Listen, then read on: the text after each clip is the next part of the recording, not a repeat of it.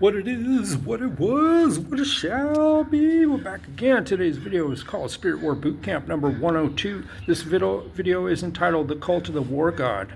How's everyone doing? I'm trying to keep everyone updated on the Cult of the War God and how this is relevant to the Spirit War series. A lot of people don't know, but in ancient Rome they had this thing called the Salii. And it comes from a word similar to the Latin language's words for to jump and to leap. So they had this cult of the Salii, which is like a fraternity for the high level, I guess you'd call them like the Roman Praetorian class or whatever, the warlords, just like we have now.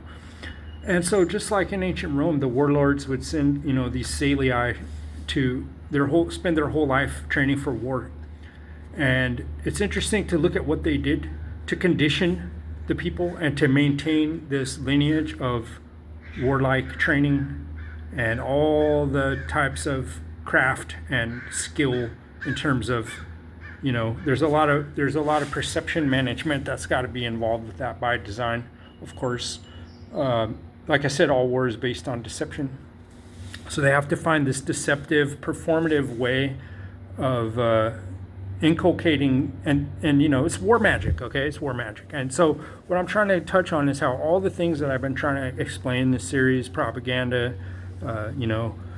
information control, energy economy, information economy, all forms of psyops, deception, propaganda, steering the narrative, fifth generation warfare. Like, there's all these different things that I've been trying to describe to people, and I'm hoping that now people are starting to see the relevance of these topics due to current events. And what I'm trying to do right now is educational process, okay, because we are involved in spirit war, whether you know it or not, okay?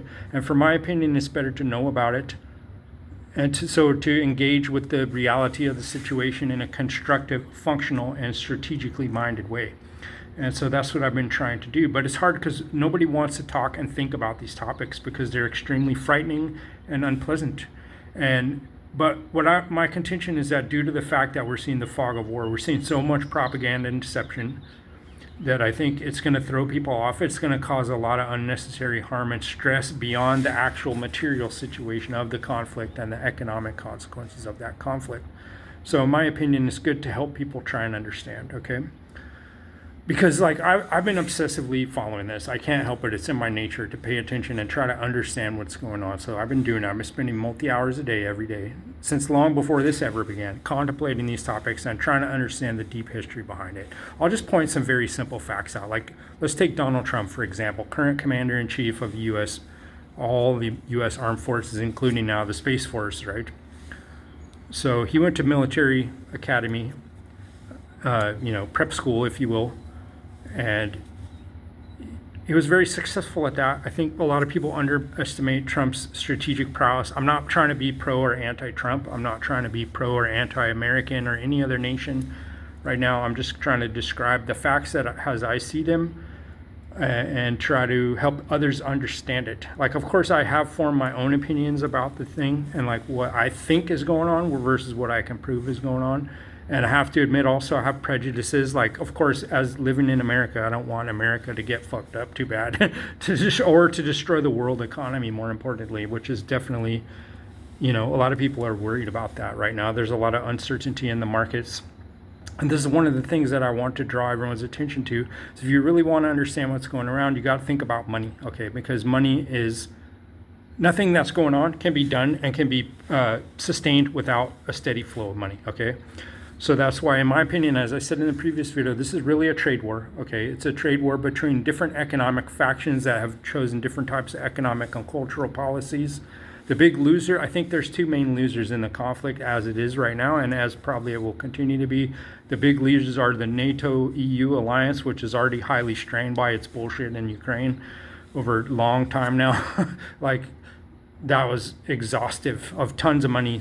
But not only did they do all that, but they put a lot of strain on the financial system in the following of that process, which is by design, okay? It's a way of bleeding out the U.S. and draining them out. Same thing with the EU. EU has been long gone. I say the EU is like 20 years or 10 or 15 years minimum ahead of U.S. But if things keep going on the trajectory, U.S. is going to look now in 5 years like the EU looks right now. It's going to be bad. And what's going on, okay? It's okay. I know this is a sensitive topic, but you got to look at the facts and understand that weaponized migration has been going on. Of course, they've been declaring war on wherever to harvest energy and resources from the entire globe since the beginning, right?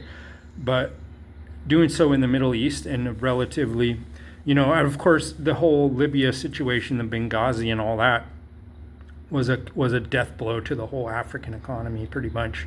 And things have just been getting worse since then. But, there's a lot of displaced people due to the, past, 200 years of U.S. colonial servitude to the fucking British Empire, resource harvesting all around the world and using the U.S. as like the battering ram and the shield to take all of the blame and suffer all the expense, while a class of stateless NGO warlords, non-state actors, financial dynasties, technological dynasties, all these come into the equation. But a lot of them are like these salii, like I'm trying to say, to bring it back to the topic. They've been trained their whole life and they've been indoctrinated and inculcated in the science and deception around warfare, how to constantly be perpetrating warfare, how to never take the blame for the wars that you start, and to have some other scapegoat, right? We're living in the Saturnian cult right now, so we're in the scapegoat manifestation. If you don't think Christianity and Islam are both scapegoat religions, I'm sorry for you. It's unfortunate, right? I don't envy that for anybody. Like, I don't want anybody to have to be in that type of a state, which is a form of cultural mind control. It's a form of propaganda, cultural warfare, psychological warfare, spirit warfare, to degrade and debase the subject of all individuals and detach them from their true roots and the true nature of the reality all around them, which is fundamentally disempowering. And I'm not down with that, right? But for whatever reason, of course, in my life, I've been studying the evilarchy. I'm trying to win at some level. I'm trying to win and help others win the battle and to turn the tide of our society. So, like I said, we're looking at a situation where nothing is what we're told, okay? The reasons behind what's going on is nothing like what we're being told, okay? And there's an economic, social, cultural, religious dimension that most people don't comprehend, because they always get masoned, right? They always get split. The divide and rule, right? They're always trapped into the dialectic. And so they perceive whoever the true lords, whoever the real rulers of their society, who seed the culture and, create opinions by owning, textbook companies for all the educational system like McGraw-Hill and Pergamon Press and stuff like that. That's just one example. There's others now. But anyway, by controlling these printing and publishing and education, you tell everyone who the enemy is. Of course, the media plays a huge role in that, right, as well. And as I've alluded to in previous videos, like the cultural conditioning for where we are now was seeded into my generation, 5 and 6 years old, so 40 some years ago already. There was what we're in now was being planned. And if you don't think the Bible is a form of predictive programming propaganda to create a global genocide, against all the goyim, right, and cover the earth in blood, like that's what it says in the book. The problem is nobody actually reads the book, but we're living in it. And it's not because there's mystical power to this book or whatever, or that it was written by God, which is a ridiculous concept. And if it is written by God, I don't want no part of that kind of sacrificial, bloodletting, human sacrifice, race-based, ethnic cleansing, genocide God. Like, I don't want that God. I don't believe in that God. I've never liked that God. That God has no power over me. I've renounced all his wicked iniquities and his works of deception. I denounce all that. And that is the spirit war. That's the essence of the spirit war. The problem is people misidentify the source of all this that we're in right now. They really do misidentify it, which is easy to do because the Salians, if you will, right? Like the Holy Roman Emperor Henry Salian, for example, he was named after this Roman military cult that would run around in their symbolic garb, right? They had little skirts and they had little shields and swords and helmets and all the shit for the god Mars. Okay, this is a Mars cult, but it's ruled by the Saturn cult. Like the Saturn cult's on top, the Mars cult is like the plebe version that they give, Pete Hegseth or whoever, General Flynn or whoever these fucktards are, Westmoreland and fucking, all these guys. There's a couple good generals who are actually intelligent in U.S. history, but most of them are not. Most of them are front puppets and people that are, taking the hit for the team. They're taking one for the team and they're taking all the shame for the team. They get colonized like Colin Powell, right? That's part of the training. At any rate, but by the time anybody figures out what even happened, those dudes are already dead, so they don't really care. But my point is, we're dealing with a ritual cult, okay? The cult of Mars and the cult of Saturn in this particular instance. And also in the Roman times, they also revere the god Janus. And they have this thing called the Janiculum, which is a gateway in Rome, in the city of Rome, through which the armies would march out. In the month of March, they go on the march, right? So that's the sacred month of Mars is in March, right? And so that's when they start everything. Springtime is wartime, as they always say. And there's good reasoning behind that. Theoretically, that's after the thaw. Like the snow has started to thaw, like you can march further, you can go into different areas and latitudes, right? But also, okay, like for instance, this current conflict that we had was completely initiated right on the time of Purim, which is an ancient holiday to celebrate the deception and betrayal of Ishtar and Mordecai, who infiltrated and betrayed the Iranians and genocided them while saying, oh, well, they were going to do it to us first. How is that not the exact same? We're living in a ritual, okay? We're living in a ritual that just goes on and on. So coming back to this Roman cult, they have the god Janus, and they have, and within the Salian cult, right, there's the higher level Salians, and then there's the Salians that are in the Q cult, if you will. They're called the Quirinus, Janus Quirinus. Okay, this is where we get the word John Q Public, John being a variation of Janus, right? The Q being for Quirinus. So what's Quirinus? Well, basically, when the gates of Janus, the Janiculum opens, right, all the armies go march out and they go splendor and pillage and do all that shit and rape and pillage their way across all the colonies, right? They're colonizers too, So they're raping and pillaging, and then they get all their spoils of war, and the Praetorian caste or whoever is like the command structure of the cult, right? They have good mind control powers and they can command people, and they learn all this. They learn all the little song and dance like the Salian priests would do, marching down the street in a 3-step time and leaping. And this is a way of their military training for their military prowess. They would also do rituals because the Romans did all their war based on magic. Okay, magic and rituals. This is something hardly ever talked about, but it's super relevant. And you could learn from that, and you can use the same tactics, techniques, and protocols they're using to achieve all these powerful aims, and you could use it for something constructive. Now, interestingly, the original war god Ares and Mars, right, was a farmer, just like they show in that movie Gladiator, right? And don't think all the directors and all the presidents and shit don't know exactly what I'm telling you. They get trained on this from a young age, especially if they go to an elite military academy, for instance. So basically, they're doing these rituals. They got their ritual garb, they got their costumes, and they do their little dance, and they march through the streets as a form of psyop, and they're beating on their little shields with their daggers, to scare everyone. But this is a way of building magical power, okay? I don't know what detail people have remembered me going over this, but the key to magical power is the focused human will and focused human attention and the direction of that focus in the desired way, in a controlled way. Part of that is a parade. Think of a military parade, okay? You get all your missiles and your tanks and you roll them around and you dress up and you got all these little magical sigils all over you, and and you have certain type of music that they always play. It's like the marching band, the military, Army, Navy band or whatever, the big band. You get everyone marching in time together in rhythm, and you're synchronizing all their brain waves, right? And you're synchronizing everything,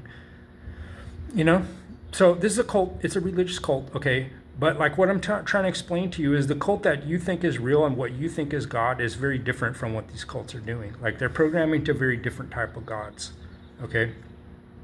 And like I'm saying, what we're seeing now really in the grand scheme of everything, it's a big parade. Sadly, a lot of people die in the parade. That's the sad part of it. But when I say it's a parade, I mean a lot of it is done for visual effects. It's done for optics.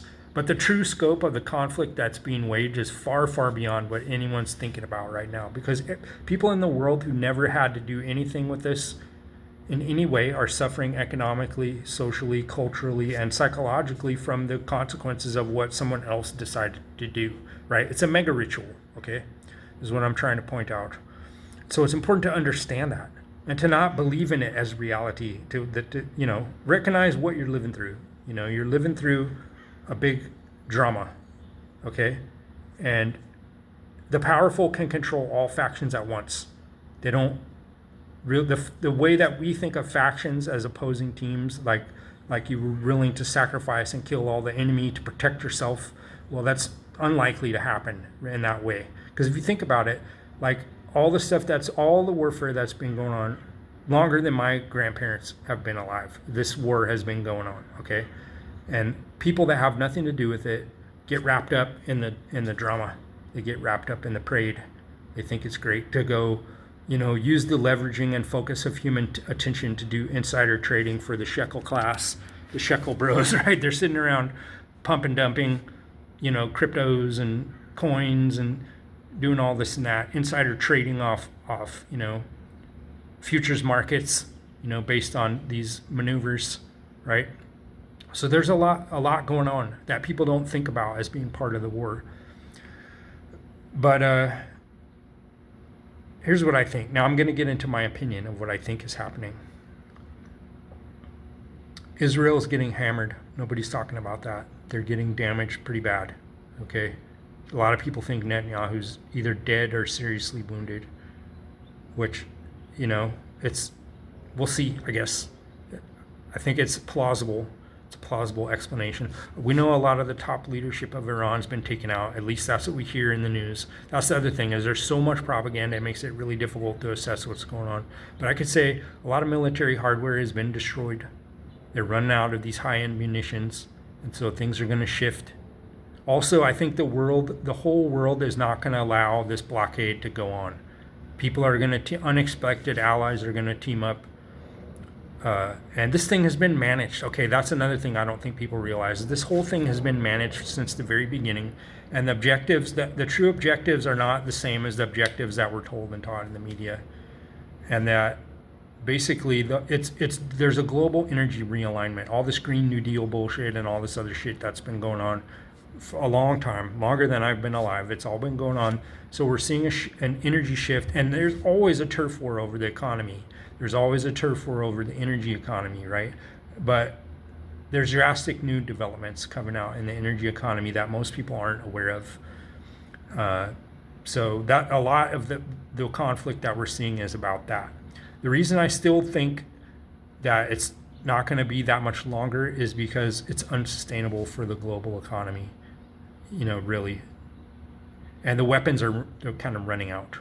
But considering that what I've been saying is true, they don't really need all this infrastructure. Like, they can keep a lot going if they desire, just based on deception and parades and theater, the theater of war. Why do you think they always say that?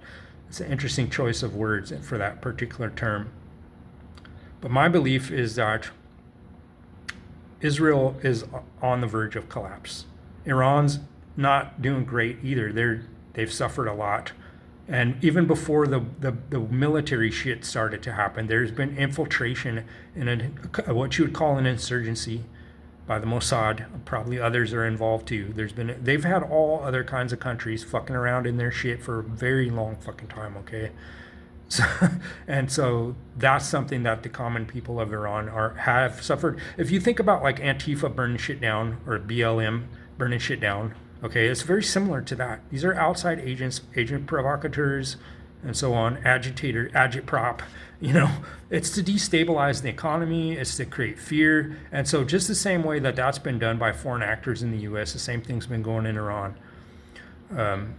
So that's another thing to take into account when you're seeing things that are presented to you, because that people aren't going to volunteer that information in the media, because we all know who owns a large sector of the world media, right? So they're not going to tell you that part of it. And I wonder personally to what extent the U.S. has had involvement in that as well. I think there's been at least some involvement in that, which is regrettable, and I think that's fucking shameful. But that's how it is. That's the reality of it. It doesn't matter what I like or what I think is a good idea or who I think is good or bad. Like, we're confronting a common reality that is a lot of dark players. It's way more complicated than most people think, right? I don't want anybody to die. I don't want Americans to have to go die for the Epstein class or the merchant class either. That's terrible. That's terrible, and that's unjust. I don't believe that's just. But the thing is, I think they've destabilized themselves. All the evil arcs in this world have created such a disequilibrium of energy. They think they can manage it and they think they can handle it. And maybe they want to create chaos. Maybe that's their desired outcome, is to have a global jihad, right? That's because they think they can control that dynamic. They've been trying to manage this war energy for thousands of years, going all the way back to ancient Rome. But the point of the story I was going to tell, only 2 times in the history of the Roman Empire, as far as I know, was the Janiculum closed, was the war gateway closed. It was for 2 very brief periods, to what I understand. But what happens is when all the troops march out, then they come back to the city with all the spoils of war, and they disperse the spoil. But the last person to get the spoils of war is what's called the Q, Janus Quirinus, right? The John Q. Public. He gets the benefit of it last, after the whole thing's over, right? So a lot of things that have been happening in our world that people have been taking for granted are way more sophisticated, and they're way more complex, and they're way more powerful, okay? When you start thinking in these historic terms of thousands of years of things that have been going on, and you look at where we are now, we're in a very special place, okay? The technology is high. And in spite of all the problems and all the tartary, all the retardation that's going on, knowledge is at an all-time high, and the ability and the free-flowing nature of information and knowledge of a highly technical nature is vast. It's vastly spread amongst the whole human family. And that can be used by the evil arcs and the warlords to create ill and chaos, but it can also be used by us to create a utopian golden age of resource abundance, of a communal type agrarian lifestyle where there's abundance for everybody, where there doesn't have to be poverty and ignorance, where everybody has the opportunity to become educated and to become skilled and to be healthy. Like, I think that as dark as shit may seem to us, these good factors are at an all-time high, and that's what a lot of people are losing sight of. And so I don't know what my prediction will be worth, if it's really correct or not, but this is what I predict. I predict major hostilities come to an end within, a few more days to a week. There's going to be a radical de-escalation. Not because anybody necessarily wins, but because all sides really need this to end. Like, a lot of people want revenge, right? And a lot of people deserve to be suffering revenge and karmic balancing and the nemesis of their own actions, right? They need to be equilibrated in some fashion. It's not up to me what or how that happens, but I think that plays a role in the outcome of events that are here to stay. And all the countries, I think, have evil amongst them, and they all have good amongst them. And I don't want anybody to suffer in any unnecessary way. But I also acknowledge that a lot of shit is going to have to get shaken up for things to be balanced out. Who knows how long that could play. But here's some positive things that I think are objectively true that everyone might want to take into consideration. Number one is the fact that before any of this ever happened, Trump was making diplomatic connections with the Saudis, with all the Gulf states. He formed a massive coalition of Gulf states to try and get on board, with a positive change for the region, which I think we all need, okay? Another thing that I think is because the destruction and loss of hardware that's already happened, the probability of a lot of troops coming home to the U.S. and our involvement in the Middle East coming to a close finally, I think this is well within sight. And how is that not a good thing? Like, I want the least amount of more people to have to suffer and die on all sides. I want Americans to come home safe.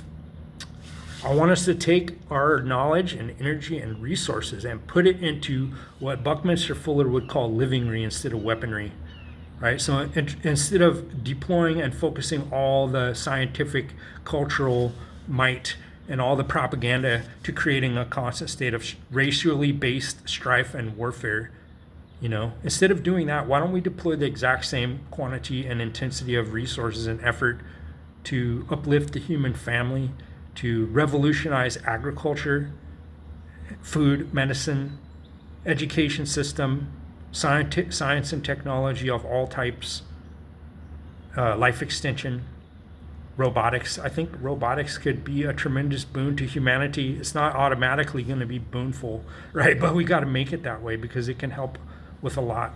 It can make all our lives easier. You know, there was a lot of Luddites at the time of electricity that didn't want things to be electrified. And yeah, definitely there's been a lot of negative consequences to that.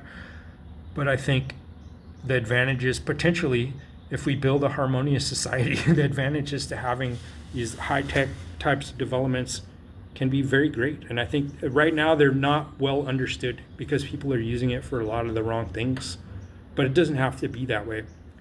And so my advice to everyone is learn about the spirit war. Your soul is the source of your greatest power. Okay, it's something deep, something subtle inside of you. And all the weapons that have been forged in propaganda, psychological warfare, deception, disinformation, counterintelligence, all these things have been deployed because your soul and your spirit and your intellect has a lot of power to save you and to save everyone around you. So we need to train that. We need to think logically about that. We need to also scrutinize and study the methodology of the power brokers of this world in order to spot their game preemptively down the road and start taking countermeasures just the way that they're taking measures 20 years in advance to seed the narrative for what they want to do. We need to do the same thing, and we need to seed the narrative for the golden age of human liberation, high technology, human longevity, you know, what the frontiers of human achievement. Like, we need to start building that now. And the more that we put our own energy into that, the less power the evil arcs and these Salian war priests will have to fuck with our minds and program us into suicidal Cain Ableism, where we're killing our own brother to get one over. That's not correct. No, everybody knows that's not correct at their heart level. So we need to make it acceptable to get out of the Babylon system of genocidal race-based warfare. How about if we just opt out of that for everyone worldwide? I think we could all benefit greatly from that. And I think we should simultaneously acknowledge the incredible achievements of Arabic scholars and mathematicians and their heritage in the Middle East right now, and their incredible architectural. That's one of the greatest tragedies of all this warfare, is the destruction of these incredible architectural and scientific heritage of all these regions that are now in conflict. Number one. Number two, I think what would happen if our scientists and those scientists there and the scientists in Russia and the scientists in China and Taiwan can all collaborate on a utopian future vision of human thriving based on the principles of individual liberty and religious and spiritual freedom. This is the spirit war, okay? That's the prize. That's the gold ring, okay? It's not a medal of valor. It's not a Purple Heart. You know, it's not a Congressional Medal of Honor. The prize is collective human excellence and eliminating all the enemies of that excellence and of all the mutualistic, synergistic, cooperative thriving of all races on the planet. And not just limited to humans either. Why not let's help the whales and birds also to thrive, and our cows and cattle and goats and sheep and everything to live in a healthy way that brings benefit universally. This is what we need to be focused on, okay? Whatever happens with this conflict and warfare and chaos, it's gonna rise and fall. It's gonna reach a crescendo and it's gonna descend in some frame of time. It's unsustainable, okay? What is sustainable is the future, the long-term trajectory. This is what we need to stay focused on. We need to never lose sight of that. We need to never let any COINTELPRO psyops, religious propaganda, brainwashing, global dumbification through vice and corruption, and smartphone fucking doom scrolling, brain rot, as they say. How about let's opt out of that, and let's use all the tools that we have in hand to wage peace, to wage livingry, and to create an abundant, thriving future for humanity. It's not only is it possible, it's right around the corner. It's not impossible whatsoever. The exact degree of its possibility depends on our collective synchronization on this unified objective. And that's why we're having the Spirit War series. Hope you've enjoyed. We'll be back with 103.